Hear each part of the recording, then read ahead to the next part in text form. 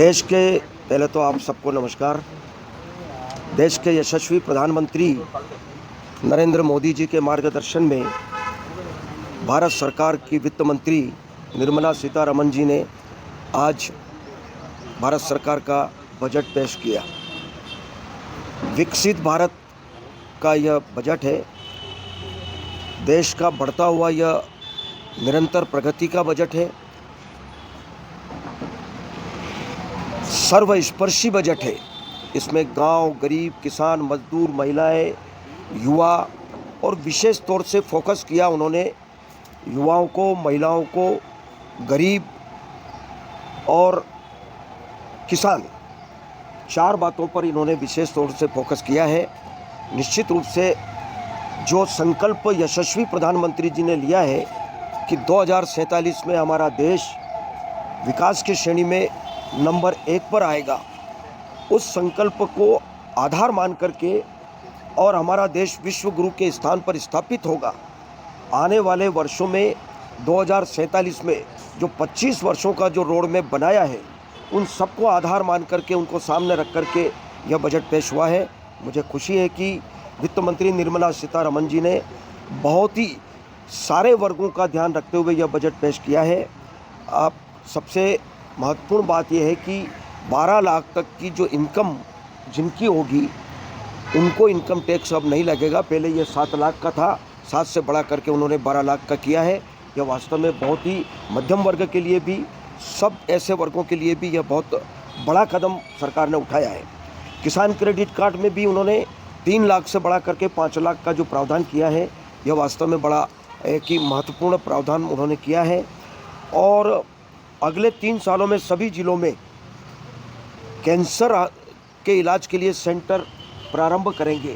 यह मुझे लगता है कि बहुत ही महत्वपूर्ण निर्णय लिया है, क्योंकि इस बीमारी से बहुत लोग ग्रसित थे और उनके बारे में यह निर्णय उन्होंने लिया है। एमएसएमई की सीमा को भी बढ़ा करके उन्होंने 5 करोड़ से बढ़ा करके उन्होंने 10 करोड़ किया है ऋण गारंटी का। और स्टार्टअप के लिए भी उन्होंने कर्ज की सीमा को 10 करोड़ से बढ़ा करके उन्होंने 20 करोड़ किया है। ऐसे प्रदेशों को जो पूंजीगत व्यय के लिए जो सरकारों को जो ऋण देने का प्रावधान था, 1.5 लाख करोड़ का, जो उसको निरंतर किया, कंटिन्यू किया।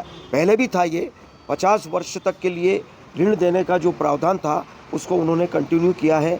और निश्चित रूप से इससे मध्य प्रदेश को भी लाभ मिलेगा बिना ब्याज के। और विशेष बात यह कि पूंजीगत कार्यों के लिए यह ऋण दिया जाएगा 50 वर्षों तक के लिए बिना ब्याज के।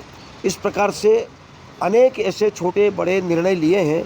बहुत लंबी सूची है पूरे देश के लिए। मुझे लगता है कि अभी बजट में बहुत सारे प्रावधान किए हैं, उनको अभी अध्ययन करने के बाद ही मुझे लगता है कि बताया जा सकता है। लेकिन इतना कह सकते हैं कि यह बजट जनहित का बजट है, जनता के लिए बजट है और देश को आगे बढ़ाने वाला बजट है, प्रगति का बजट है। इसलिए यशस्वी प्रधानमंत्री जी को भी हम धन्यवाद देंगे और यशस्वी वित्त मंत्री भारत सरकार की, उनका भी हम हृदय से धन्यवाद कर रहे हैं, आभार व्यक्त कर रहे हैं, बधाई दे रहे हैं कि उन्होंने बहुत अच्छा बजट प्रस्तुत किया। आज का जो बजट आया है उसको भी अगर आप देखें तो हमारी वित्त मंत्री माननीय श्रीमती निर्मला सीतारमण जी का ये 8वां बजट है। और हम हमेशा से ये जानते हैं कि महिलाएं घर का बजट जितने बेहतर तरीके से बनाती हैं, आज उन्होंने यह भी साबित कर दिया कि देश का बजट भी वो बहुत बेहतर तरीके से बना सकती हैं। इसलिए आज मैं बहुत बधाई देना चाहूँगी देश के प्रधानमंत्री माननीय श्री नरेंद्र मोदी जी को और माननीय हमारी वित्त मंत्री जी को, जिन्होंने एक शानदार बजट प्रस्तुत किया है जो आने वाले समय में भारत के चहुमुखी और सर्वांगीण विकास की दिशा में महत्वपूर्ण भूमिका निभाएगा। मैं मानती हूँ कि प्रधानमंत्री जी का एक संकल्प है कि 2047 में जब भारत आज़ादी की 100वीं वर्षगांठ मना रहा होगा, तब भारत पूर्ण विकसित राष्ट्र के रूप में विश्व का नेतृत्व करने वाला देश होगा। और इस दृष्टि से ये बजट इस दिशा में महत्वपूर्ण भूमिका निभाएगा, ऐसा पूरा विश्वास हम सबको है। इसलिए यह बजट देश के हर वर्ग के कल्याण का, देश के विकास का बजट है, जिसमें हर वर्ग के कल्याण के लिए पर्याप्त प्रावधान किए गए हैं। मुझे खुशी है। आज जो बजट भारत के वित्त मंत्री आदरणीय निर्मला सीतारमण जी ने देश की संसद में प्रस्तुत किया, माननीय प्रधानमंत्री मोदी जी के नेतृत्व में यह बजट विकसित भारत के अटल संकल्प की आकांक्षाओं को पूरा करने वाला बजट है। इस बजट के माध्यम से हमारे गरीब, अन्नदाता, नारी शक्ति और हमारे नौजवानों को सशक्त और सक्षम बनाने वाला बजट है। और इस बजट के माध्यम से संपूर्ण भारत के विकास को माननीय प्रधानमंत्री जी के नेतृत्व में सुनिश्चित किया है। चाहे शिक्षा का क्षेत्र होगा, चाहे मेडिकल का क्षेत्र होगा।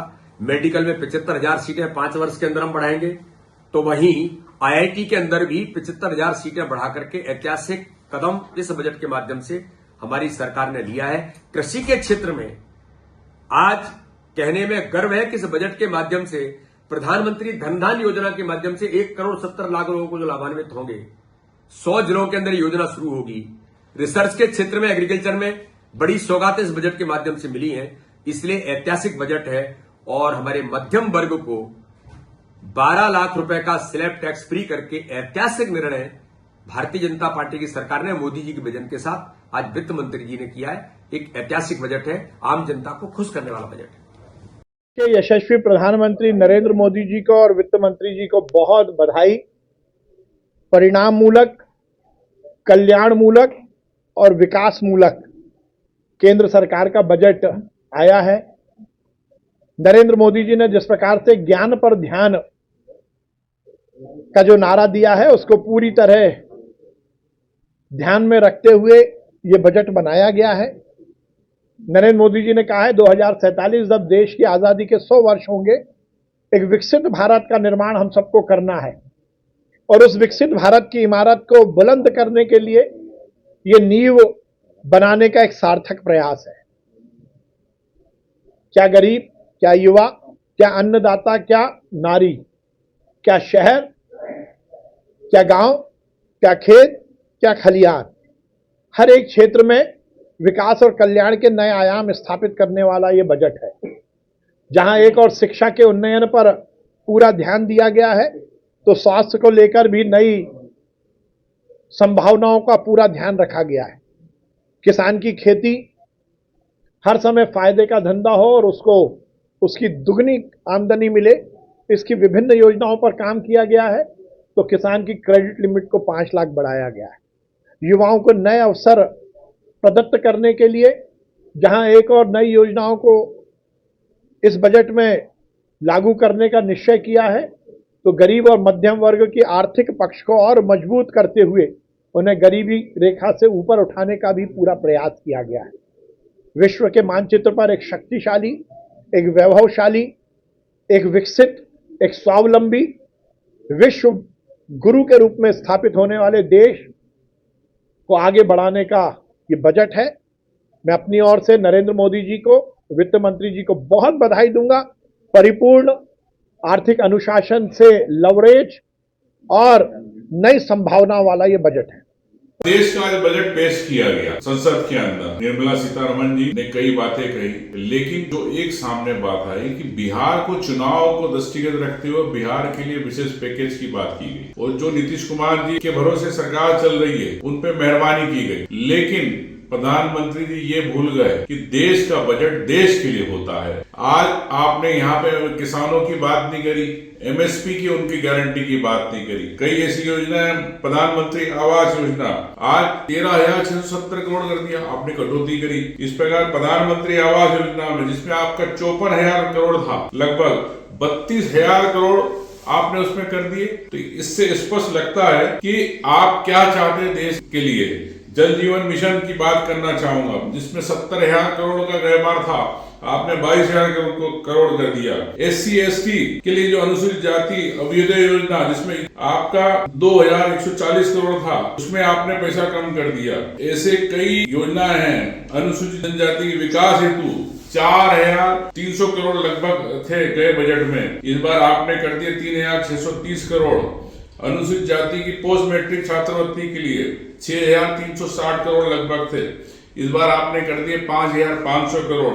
तो मैं समझता हूं कि देश का ये बजट जो है वो सिर्फ आपको एक स्टेट को चुनाव जिताने के हिसाब से आपने बनाया है। देश के सभी वर्गों को आपने, जिस प्रकार किसान है, ST SC है, आवास योजना गरीबों के लिए, उसके अंदर आपने बजट में कटौती करी।